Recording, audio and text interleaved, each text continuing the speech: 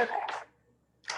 So, hi, my name is Sonia Miroshka, and I'm a sophomore at Benton Academy. I want to thank you for taking time out of your day to do this interview. Would you please provide your name and some of your background information about your education and career? Great. My name is Janet Dell. I'm currently the President and Chief Operating Officer of Freeman. They're a large live events company. I went to college at the University of Wisconsin-Madison, and I have a degree in finance, investment, and banking. And when I got out of college, I went into trading on the fixed income institutional trading desk in a small or a regional firm in Chicago. And then I switched into consulting. Sorry, let me turn this down. And did some M&A consulting using technology products. And then I moved into a lot of technology consulting over several years. And then I went to Marsh, where that's where I met your dad. Mm-hmm. But I was there for 18 years, the largest stint in my career, and worked in a number of roles, kind of client service roles and sales roles and operational roles, and moved my way up, and always worked on global clients. So not just US based, but around the world. So, some interesting exposure through that.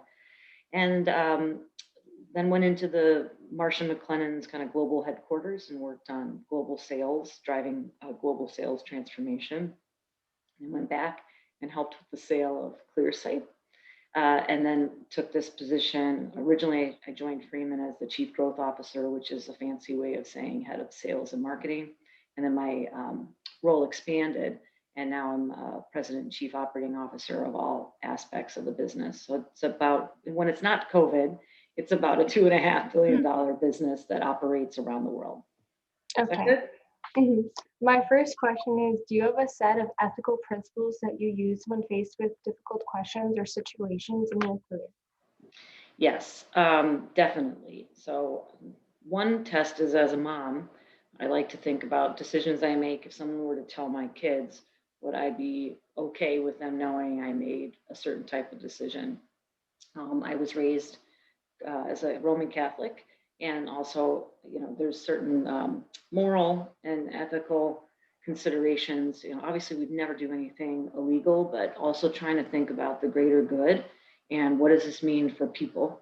What will be the impacts to downstream to organizations, especially leading large groups of people? What does that mean? So yeah, I definitely look to my value system. I think it's, it helps me make choices in terms of what jobs I take in career, but also the decisions I make in the business.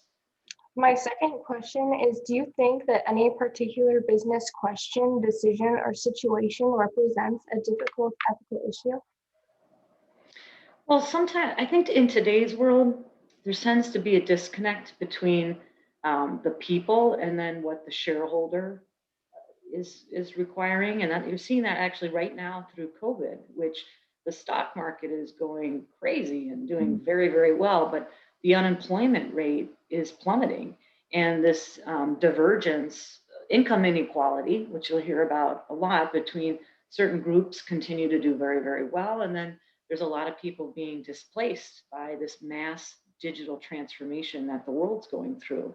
So to me, and like, you have to think about, well, how can we still need to create jobs. People need that for their self-worth and to be able to care for their families, et cetera.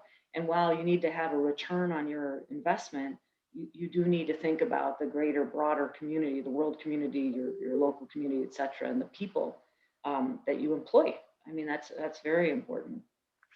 My third question is, have you faced any obstacles in applying your ethical principles in business situations? Yes, I think there's been some really hard decisions where I had to, throughout my career, where I've had to say, say something that people maybe don't want to hear because they have a profit motive, and that's okay. A company should have a profit motive, but I have had to say, look, I don't feel good about this, and here's some alternatives. And then sometimes I've had to vote with my feet when I'm like, this doesn't align with my values. And it's not that anyone's doing anything illegal or anything like that, but for me, it matters how we win and how you move forward. That's the only way I can do it. So I have had to make tough decisions that were scary. I didn't know if it would work out when I walked away from certain things. My last question is, do you have any advice that you could provide for me as I think about ethical issues that I may face as a young woman who will one day pursue a career? It's always important to stay true to your values because if you don't have that's they're not really being you, right? Mhm. So what's the point of succeeding if you're having to fake it or cut corners or do things that don't jive with your values? Because one day you'll wake up and think, what did I really achieve? And if you're spiritual, like I am, I'm like, look, you're living your life a certain way. Um, because it's how you believe God would want you to. You're given so many gifts, and how do you use those gifts that you're given from God and move forward? So I would say stay true to it. And there's always an option for people that live according to their values. You don't think that this is the only way to get there. There's many different ways, and everybody's like I just told you about my own career path. It's all over the board. I never thought I would end up at a live events company, that's for sure. But I'm glad that I stuck to my guns because the times that maybe I did something that I thought, I didn't really feel good about this, um, even though it was fine, it was legal and everything else, it matters, right? It wasn't as fun to win. And when you're a jerk to some or whatever, how you interact with people, it doesn't feel good. Mhm. The payoff's much higher when you stay true to your values. Okay, well, thank you so much, Estelle. Yeah, This has been so helpful. good. It's nice to meet your darling.